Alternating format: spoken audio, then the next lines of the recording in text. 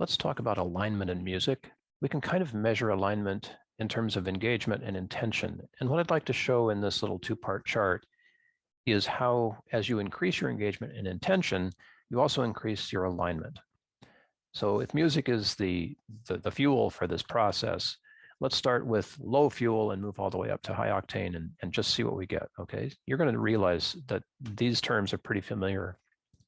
Alignment with background music is something that maybe happens, maybe doesn't. The engagement intention are pretty low there. Maybe you're intending to do something else and the music is on in the background and that just kind of happens. It can work as well as silence. It depends, it's highly individual, but that's a low level of engagement and intention. So let's step it up and I think you'll see how this comes together. Music is entertainment, slightly higher level of engagement and intention. You're aligned more with music that you are listening to as a participant in a concert, for example, or dancing to than you are if it's just playing in the background. Moving up from there, there's a thing called functional music, and that's where we use music to relax or meditate or work out or even worship. There's a purpose behind that music that's a lot bigger than just being entertained or dancing or hearing it in the background. You might hear about music as intervention, and in this case, yes, intervening with your stress is a great way to use music. Above functional music, we have clinical music, and things like music therapy fall into this category. High level of intention in music therapy and high level of engagement because your music therapist is there to help you through a therapeutic process. It's a therapeutic relationship. And music, of course, is the modality. Same thing with music psychotherapy. This is where you sing your session with your therapist who also sings theirs. And oftentimes you improvise music as you're singing to it at the same time. A great way of being able to unlock that part of us that we don't always access through the left brain. Sound healing, where you are the subject of music that's being delivered by a sound healer, is another form of clinical music, as are the Rife frequencies and single purpose frequencies that you can read or see amazing TED Talks about. They're using music and specific frequencies to intervene with cancer. And it's marvelous, the kind of progress that's being made there. Finally, on the sort of clinical research scale, we have facilitated music. And this is where recreational music making or toning or chanting or drumming led by a facilitator help a group of people through the process of using music for a higher degree of intention and engagement. Now, this is where I draw a big line across the page because above this line, things called music care start to take place. Music care for me means that you're using music for your own self-care, no therapist required. And at this point, things change a bit, as you'll see. There are two ways that you can use music, individually or in a group. And we'll go through the individual ones first, because that seems to be the most relevant, makes a lot of sense. Using music care for physical, mental, emotional, and spiritual wellness is a higher level of engagement and intention as we move up the alignment scale. And what would that look like? Well, that would be using music holistically is the point here. You're not using it just to fix an emotional issue or just to relax. You're using it in a holistic sense where you welcome the effects of all of what music has to offer, the physical, the mental, the emotional, and the spiritual. Moving up from there, people have used music successfully for personal power, for personal healing. Obviously, for alignment, it's great being out there in the wings before going on stage and knowing that I have this concert coming up. Music helps to ground and align me for the moment where I step onto the stage and walk to the piano and begin the performance. There's an aspect of music that has been very useful for me in my own shadow journey, the heroic journey, that we all read about. It's not mythological, people, it's real. And being able to guide a shadow journey with music is a beautiful experience, one that I've had several times, and I encourage people to seek out and to use. So music as shadow work, that's a really high degree of engagement and a very focused intention to confront something that is, in many cases, terrifying, and actually embrace that and find the good that's behind it and use that energy for good. Which, of course, raises the next sort of opportunity of paradox. Embracing paradox is a very difficult thing for many people to do, to acknowledge that two truths are equally valid and to be able to move forward in that environment.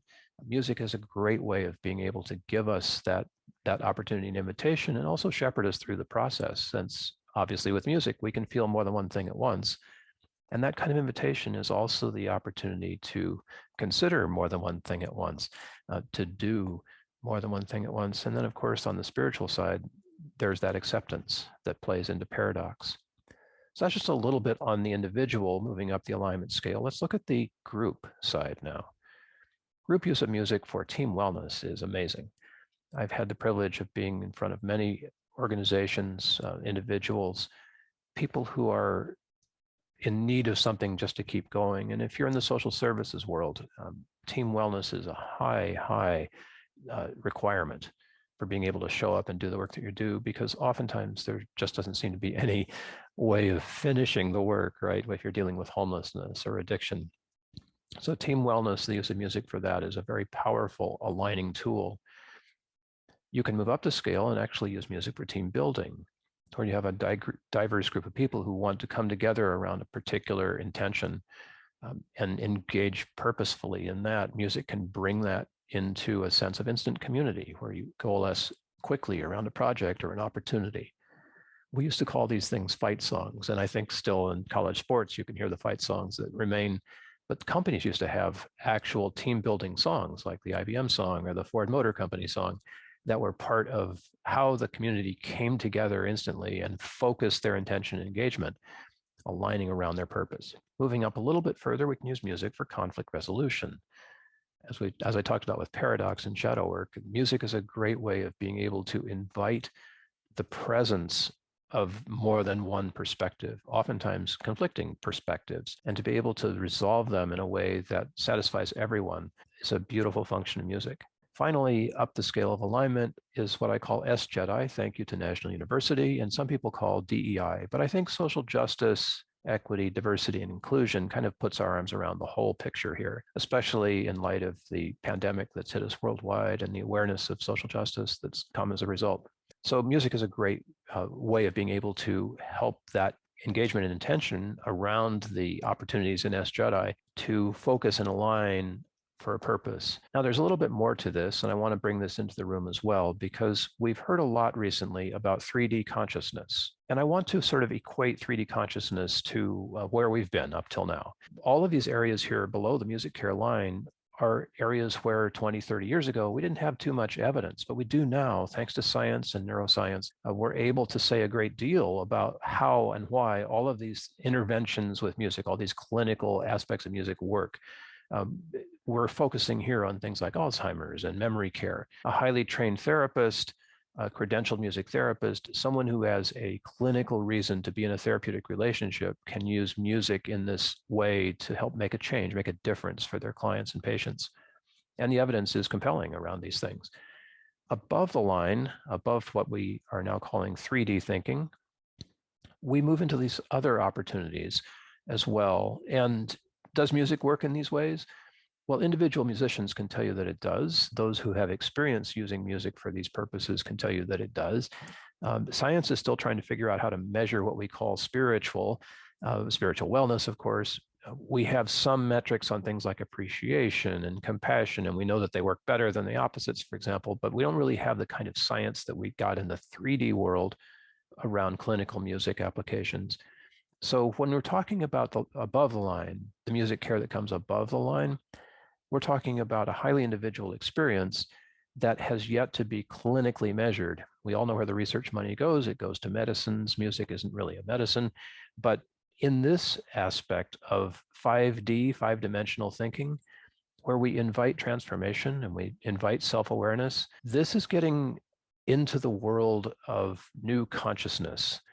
And we've heard a lot about new consciousness these days. And I think perhaps music is the best invitation and maybe the best vehicle we can use to ride the wave into that new consciousness and a skillful use of it.